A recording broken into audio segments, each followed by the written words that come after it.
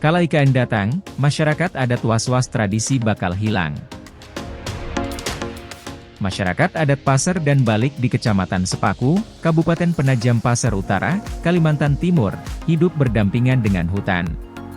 Hutan jadi tempat beragam keperluan, dari ekonomi, sosial, budaya dan lain-lain. Proyek pembangunan Ibu Kota Negara Nusantara, bikin masyarakat adat was-was. Tak hanya ruang hidup yang tergerus, juga ancaman kehilangan budaya dan tradisi seperti ritual adat bersoyong.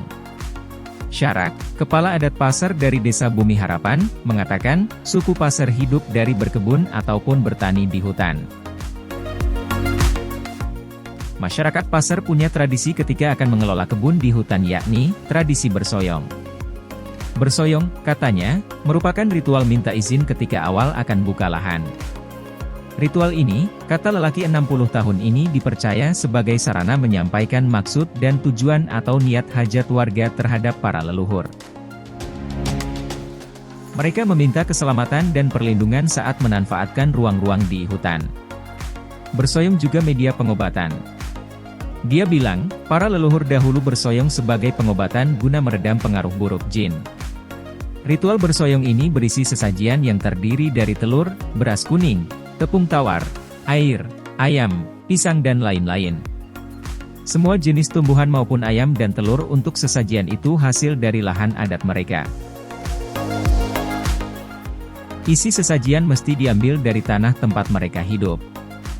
Dalam ritual ini ada doa tersendiri dalam bahasa Pasar. Ada tetua adat yang disebut mulung, sesepuh adat, untuk menjalankan proses ritual ini. Setiap ada kegiatan besar maupun kecil, sudah kewajiban kami untuk melaksanakan bersoyong, katanya. Syarak bilang, zaman dahulu ritual ini jadi agenda wajib tahunan. Belakangan ritual jadi wadah untuk mempertahankan lahan masyarakat adat. Dalam artian, ketika bersoyong dilestarikan dan bahan-bahan pokok kebutuhan harus dari hutan adat, berarti harus ada wilayah adat yang dipertahankan, katanya. Kini, wilayah mereka, kedatangan, proyek besar, Ibu Kota Negara, IKN, Indonesia, yang diberi nama IKN Nusantara. Kehadiran IKN ini bikin dia khawatir karena pemerintah hanya berfokus pada pembangunan tanpa memperhatikan nasib masyarakat adat dan kearifan lokalnya.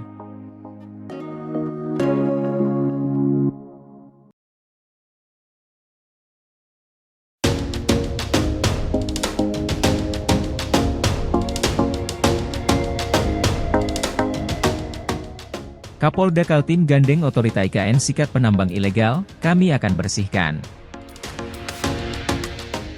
Polisi bersama Badan Otorita Ibu Kota Nusantara, (OIKN), telah membentuk Satuan Tugas Penanganan Tambang Ilegal untuk menyelesaikan kasus-kasus tambang ilegal di sekitar wilayah IKN di Penajam Pasar Utara. Koordinatornya otorita IKN. Kami akan bersihkan tambang ilegal seperti di Bukit Tengkorak, Penajam itu, kata Kepala Kepolisian Daerah Kalimantan Timur, Kapolda Kaltim, Inspektur Jenderal Polisi, Irjen Pol, Imam Sugianto, Sabtu 1 Juli 2023. Penertiban tambang ilegal menjadi prioritas sebab semakin lama akan semakin merugikan. Karena ilegal, maka penambang tidak membayar pajak yang harusnya menjadi pemasukan negara yang kemudian digunakan untuk kesejahteraan bersama. Sebab ilegal juga penambang hanya memikirkan mengeruk hasil bumi sebanyak-banyaknya tanpa memperhitungkan kondisi alam dan dampak kegiatannya. Apalagi IKN dibangun dengan konsep kota rimba, atau kota yang dikelilingi hutan dan sinergi dengan alam. Karena itu, hingga Mei 2023, Polda Kaltim telah menertibkan 36 tambang ilegal di seluruh wilayah Kalimantan Timur. Yang terbaru pada pertengahan Mei lalu polisi menggulung penambang ilegal dan menutup kawasannya di Berau. Mereka sudah pula diproses dan dijerat dengan pasal 158 Undang-Undang Nomor 4 Tahun 2009 tentang Pertambangan Mineral dan Batu Bara, di mana disebutkan setiap orang yang melakukan usaha penambangan tanpa IUP, izin usaha pertambangan, IPR, atau UPK sebagaimana dimaksud pasal 40 ayat 3, pasal 48, pasal 67 ayat 1, pasal 74 ayat 1, atau ayat 5, tersebut, dipidanakan dengan ancaman hukuman paling lama 10 tahun dan denda paling banyak 10 miliar rupiah. Sekali lagi, kami bersihkan, tegas Kapolda Imam yang dikutip dari Antara. Sebelumnya Kapolda memimpin upacara peringatan HUT Bayangkara 1 Juli di halaman depan markas Polda Kaltim di Jalan Syarifuddin Joes nomor 1, yang kemudian ditutup dengan acara syukuran di Aula Mahakam.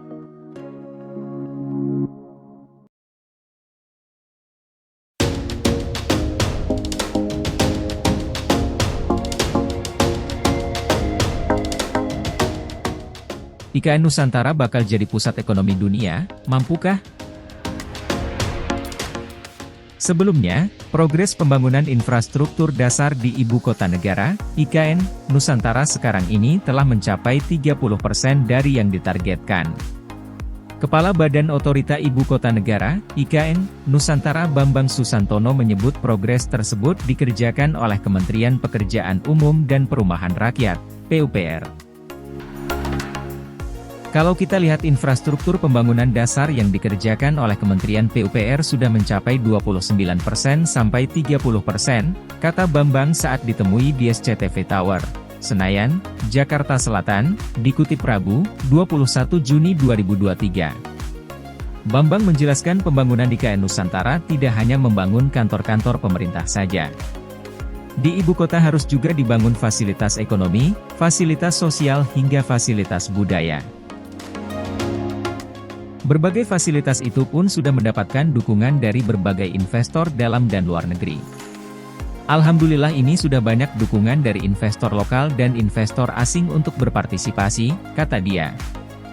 Pemindahan ibu kota, kata Bambang, bukan hanya memindahkan pusat pemerintahan secara fisik. Hal ini dilakukan pemerintah untuk mencapai visi Indonesia Emas 20.245. Tepat usia ke-100 tahun, RI harus sudah menjadi negara maju. Jangan lupa bahwa pindahnya ibu kota ini tidak berdiri sendiri. Ini merupakan bagian dari visi Indonesia Emas 2045, kata dia. Sebagai negara maju, jadi Nusantara ini akan berperan sebagai salah satu pusat ekonomi di dunia. Sehingga bisa membawa warganya bukan hanya sejahtera dalam hal ekonomi dan finansial tetapi juga menjadi lebih matang. Itu sebabnya Presiden selalu menyatakan mewujudkan apa yang disebut Indonesia sentris dengan cara-cara bekerja baru, cara hidup baru, kata dia. Disitulah kita akan ada transformasi yang dari transformasi inilah yang akan kita lihat dengan dibangunnya Nusantara ini, imbuhnya.